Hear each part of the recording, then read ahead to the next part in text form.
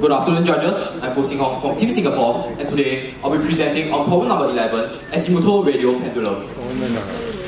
The problem statement tasks us to investigate a spontaneous conversion between radial and azimuthal oscillations in the following system where the motion of the pendulum bob is governed by the length of the elastic beam, the length of the string, the mass of the pendulum bob, the angle of release, and the angle of the supporting string.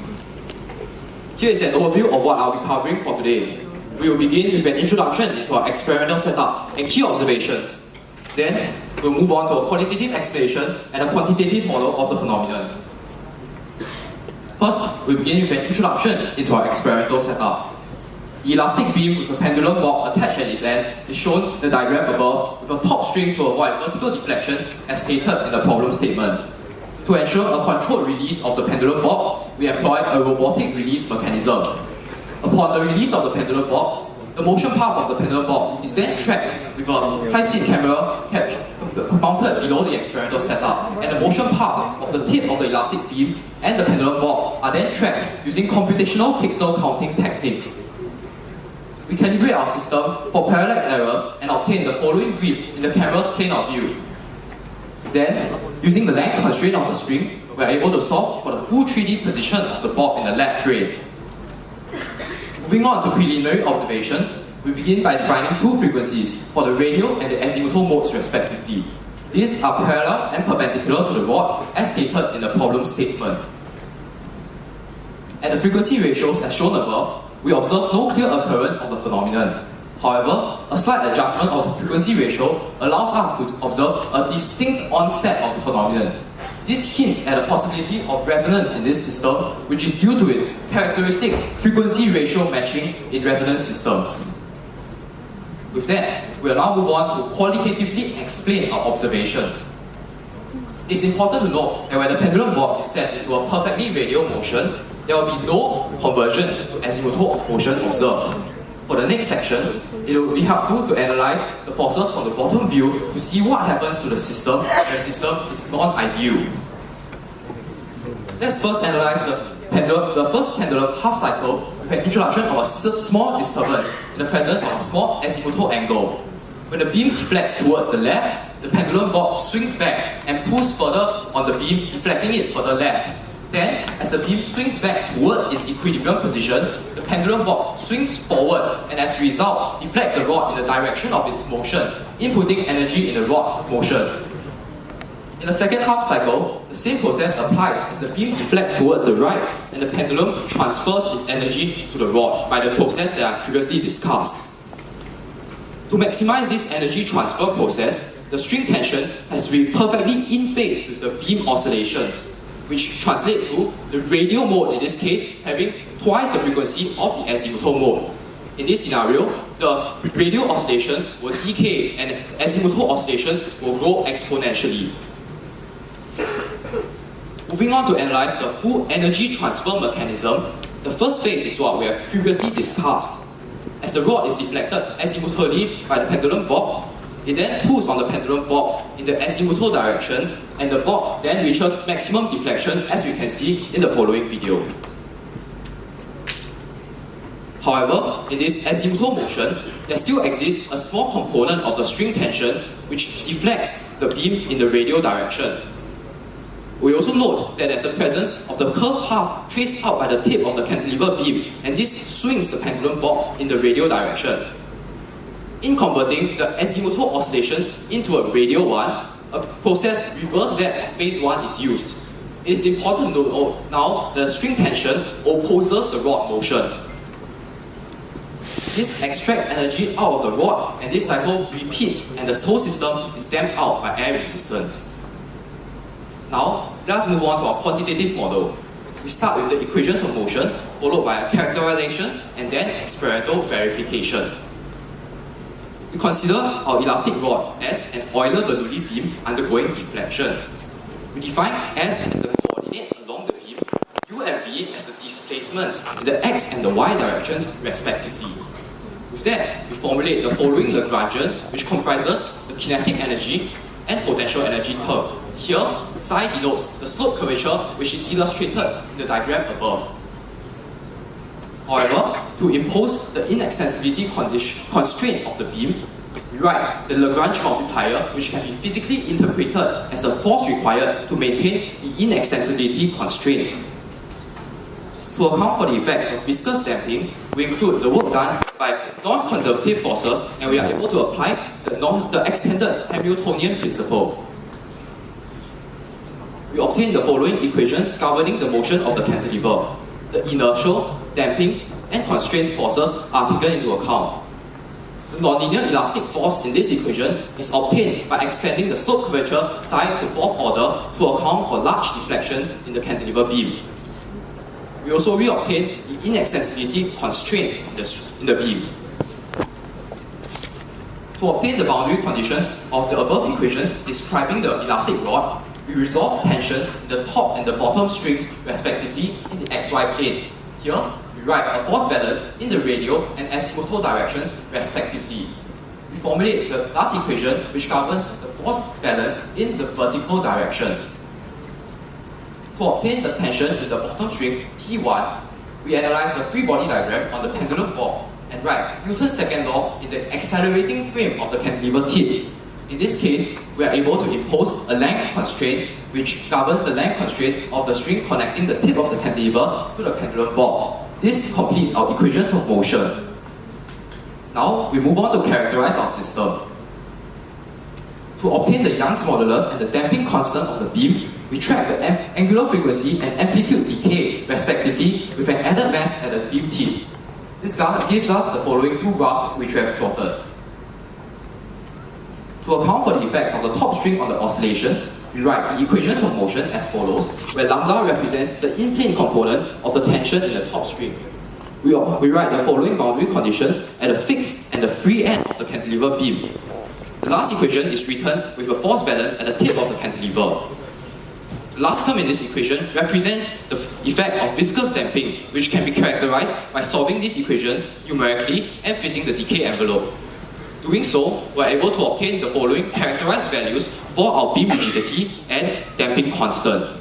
We input these values into our theoretical simulation. To characterize the effects of damping on the pendulum, we track the amplitude decay of the pendulum oscillations. To account for the finite radius of the bob, we write the equations of motion for the physical pendulum and once again fit the decay envelope to obtain the following value for viscous damping constant. Now, moving on to experimental verification. We start by plotting a typical position time graph for the pendulum where we can observe a clear transition between radial and azimuthal oscillations with an excellent experimental agreement. The amplitude of the peaks decrease over time due to damping. The beat frequency also decreases as a result of damping. If we start the pendulum off from a pure azimuthal mode instead of a pure radial one, the only effect is the shift in the initial condition in the same position time graph as we have verified experimentally. To visualize the energy transfer in the system, we first define the total kinetic and potential energies in the azimuthal and radial modes respectively. We plot that against time and we see a total energy loss due to damping and a clear energy transfer between these two modes. This is also experimentally verified. We conduct a Fourier sweep of the displacement time graphs and observe that the frequency of the radial oscillations is equal to that of the frequency of the pendulum oscillations. This is twice that of the azimuthal oscillations. It is important to note now that the azimuthal system oscillates at half the driving frequency and not its natural frequency. Zooming into the FFT of the azimuthal position, we see the presence of higher order harmonic peaks, which are due to the beam being driven such that it oscillates at a superposition of multiple modes. This is also theoretically predicted. As we vary the mass of the pendulum bob, we note that the amplitude of oscillations increase due to increasing total energy in the system. The beat frequency also increases as a result of increasing rate of energy transfer in this system. To investigate the effect of the initial angle of release, we first define the maximum amplitude Ymax. Plotting that against the initial angle, theta, we see the following trend. As we increase the angle of release, the increasing total energy in the system results in a larger azimuthal deflection. We also note the presence of a cutoff angle required for resonance to occur, where below which there will be no conversion from radial to azimuthal oscillations. We can define another property of this graph, which is the period of the first beam. We plot that against the initial angle of release, and we see a decreasing trend. Analyzing two cases of the following two angles, we see that increasing the angle of release will increase the rate of energy transfer in the system, and as a result, maximum deflection will be reached more quickly. The asymptote of this graph also approaches the critical angle of release.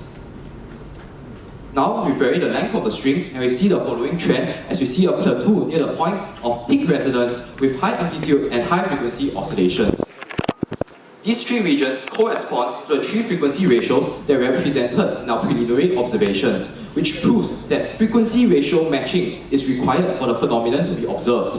We also observed that the ideal frequency ratio for fast and obvious conversion is around 2. Now, let's discuss the onset of resonance. We can obtain the following phase plot for our system, plotting the frequency ratio against initial angle of release. Parametric resonance is observed in the green region. The width of the green region increases with increasing angle of release as the magnitude of the parametric driving force increases. We also note several interesting effects of damping on this graph. We note that there's a critical angle of release required for the magnitude of the parametric driving force to balance the rate of energy extraction due to damping in this system. We also note that the bifurcation frequency lies around 2, which matches our preliminary observations. So in conclusion, we started off with a qualitative explanation of the phenomenon where energy transfer mechanism relies on parametric resonance in this system. Our quantitative model writes the equations of motion for the cantilever beam and the pendulum bob. Effects of air drag has also been considered. We are able to experimentally verify the dynamic motion path of the pendulum bob and investigate the effect of varying parameters of the motion of the bob and the oscillation. The onset of resonance has also been investigated. Here are our references. Thank you. Thank you very much.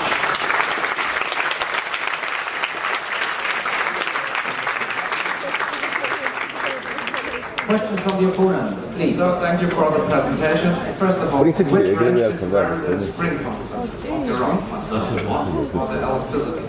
We use the same rod which has a beam rigidity of So you 2.095. do I understand you correct that you use the same rod all the time? Yes, we use the same rod, but we vary the length of the rod, we change the rigidity. So, sorry to interrupt you, but would you Yes. expect the phenomenon to change if you use another rod? Yes, indeed. If we use a stiffer rod, we can observe a different phenomenon, but it's not what the question is asking for, and we can discuss this later if we would like to. So, and then, can you observe the phenomenon set for all sets of parameters for your setup? No, you cannot observe the phenomenon for all sets as I presented in my presentation. You require frequency ratio matching, which depends on the stiffness of the rod, which depends on, And yes. how many oscillation modes are there actually?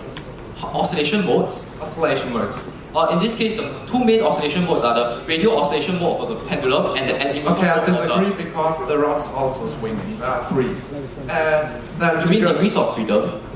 then to go to the next point. Yes. Does the Hamiltonian in your system represent the total energy? Sorry? The Hamiltonian in your system, does it represent the total energy in the system? You can think of it as such, as if we formulate the Lagrangian... So, in other words, Yes. is your system conservative? Our system has the effects of air drag, which is considered in our work done by non-conservative forces. And when neglecting them, what about scleronomic restriction conditions? Sorry? Do your restriction conditions depend on time? Restriction conditions depend on time. Do they? The restriction conditions are the inextensivity constraint of the beam and the length constraint of the string, which do not depend Yes. on time. Okay, so is your Hamilton constant? Is my Without friction. Would your Hamilton be constant? Hamiltonian? Oh, I think you haven't understood it, but thank you for it. Okay. Okay, thank you very much. Time for break.